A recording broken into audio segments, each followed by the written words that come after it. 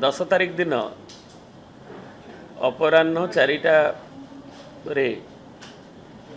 एवं आम दलर जो माने प्रार्थी थिले सेमानक सांगरे आमर दलर मान्यवर सभापति श्रीयुत नवीन पट्टनायक विचार विमर्श करी दलर आमर जो सांगठनिक सांप्रतिक कार्यक्रम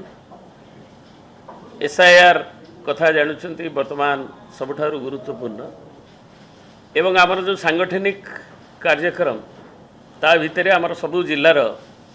सभापति नियुक्ति सरिलाणी अनुमोदित होइछि मान्यवर सभापति द्वारा विभिन्न ब्लॉक एवं पौरांचल सभापति ठारू नहीं तांकर पंचायत एवं अन्य स्तर में किभଳି कराजिबो एवं सेथिरे समस्त नेतृमंडली किभଳି सांगठनिक प्रक्रिया रे अंशग्रहण करिवे ये सब विभिन्न एजेंडा एवं ता संगे आमर संप्रति 24 वर्ष बनाम 24 मास